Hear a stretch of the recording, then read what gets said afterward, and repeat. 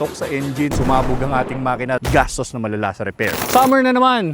Usong-uso na naman ang mga long drive, lalo na ngayong Holy Week na paparating. Kung kayo ay mag-Holy Week road trip, ano-ano nga ba mga dapat nyong gawin sa inyong mga sasakyan, lalo na kung ganito na ang edad, no? Katulad ni Project Tosgas, para makaiwas sa aberya tulad ng overheating at gastos sa mga repairs. Bago natin simulan ng listahan na to, I just wanna reiterate na bago ang kahit anong long road trip, matik na yan, dapat nagpapa-PMS kayo. However, sa department ng cooling system ng inyong sasakyan, narito po ang dapat ninyong tandaan. Number 5, radiator and hoses. Well, itong system na to, pressurized kasi yan, no? Ang ating mga radiator at hoses, dapat walang crack, walang butas, walang bitak-bitak, at dapat walang debris na nakadikit dun sa ating radiator. Maaari po nating ipalinis ang mga ito kapag may bitak, kapag may pinhole, lalala po yan kapag tayo ay nasa kalagitnaan ng biyahe. Aberya, maaari tayong magkaroon ng katok sa engine.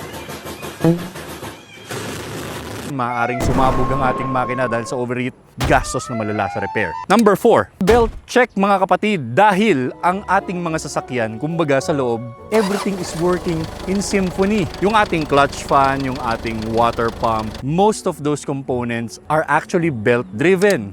Kung gantong kainitan ng panahon, di ba? Tapos naluluto na yung nasa loob ng engine bay mo, sabay na putulang ka pa ng belt. Paano gagana ngayon yung mga yan?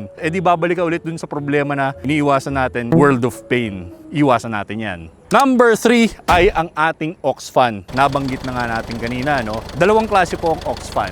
Yan yung mga clutch fan at yung mga electronic na fan, such as yung mga nasa modernong sasakyan ngayon. Kung ang inyong fan, imagine nyo na lang, malutong na yung fan nyo, hindi nyo pina-check bago kayo umalis, o kaya mababali na pala. Imagine mo pag umiikot yun ng napakabilis habang umaandar ka at may naputol, who knows kung saan pupunta yan. Bubutasin niya ng radiator mo, yung mga hoses mo, carnage sa loob ng ating engine bay. At gusto nating iwasan yan by preempting the situation. Magpa-check po tayo ng ating mga fan. And number 2, water pump. Nabanggit na rin natin kanina yan dahil yan ang isa sa mga ino-operate po ng ating fan belt. Well, kung ang ating water pump, yung impeller niyan dun sa loob, kung nauubos na po yun sa katagalan, no, na nasa loob siya ng makina natin, paano pa siya magsisirculate ng kanyang coolant dun sa loob kung wala na siyang mga ngipin, di ba? At kung ang ating water pump defective na rin, kung halimbawang may bungi na pala, hindi na pala umiikot ng maayos, world of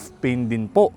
Mag-accumulate yung temperature ng ating engine, thus overheating our cars, and that's no good. Pacheck nyo po yung water pump nyo. May mga maintenance item po na kasabay ng water pump, such as yung pagpapalit ng timing belt, no? And it's also the best time to have yours replaced. Tulad na lang ng kay Project Tosgas, nung nagpapalit ako ng aking timing belt, damay na yan para isang trabaho na lang. Total, nandun na rin naman yung mekaniko. And last but not the least, syempre, wag tubig lang ang dapat gamit nyo, Prestone coolant. Yan ay dahil ang Prestone ay may subok ng formula para makapagbigay sa ating makina ng 5 times superior cooling action. Now what if nasa syudad ka? Built up area, nagkaroon ng traffic, ganito kainit ang tirik ng araw. Siyempre gusto mo safe ka. Yung hindi ka abutin ng overheat, lalo na kung kasing tanda ni Project Tosgas yung sasakyan mo. Ang maganda dyan, meron kang choice ng Prestone coolant na concentrate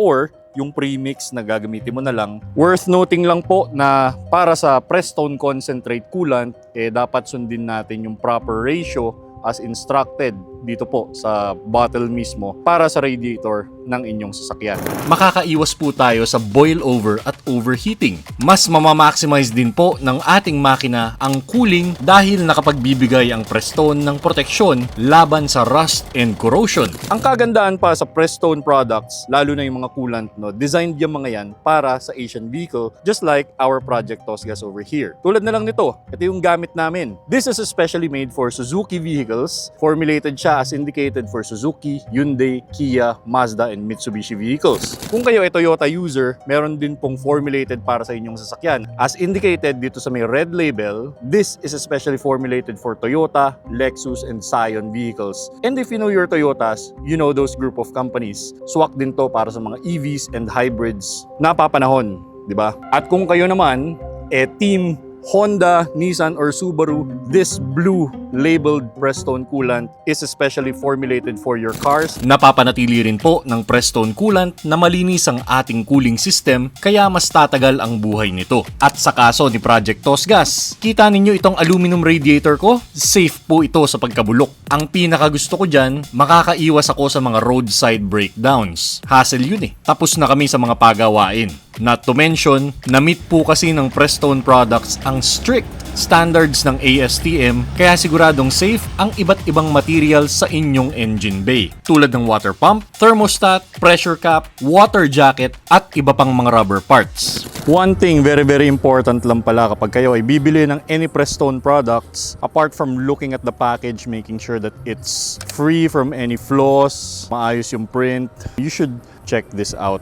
No? This is the holographic seal kung tawagin. You wanna make sure na merong ganito yung inyong Prestone product na bibilhin, be it the coolant or the brake fluid, dahil dyan po kayo makasisiguro na legit ang produktong binibili nyo. Makikita nyo, habang iniikot nyo yung bote, nag-iiba-iba po yung nakasulat dyan, and it's actually your gasket para hindi natatapon yung produkto kapag kayo nagbukas, no? Just keep that in mind. Kung wala nun, magduda na po kayo. Going back to the point ng ating video, kapag bagong PMS at nagawa po ninyo itong top 5 tips natin para iwas overheat, makasisiguro po kayo na ang inyong road trip ay magiging hassle-free. Sino ba naman kasi ang may gusto ng hassle at gastos sa repairs, di ba? That said, I hope you have a cool, safe, and worry-free drives on your Holy Week escapades. This has been King Senko. You drive safe out there.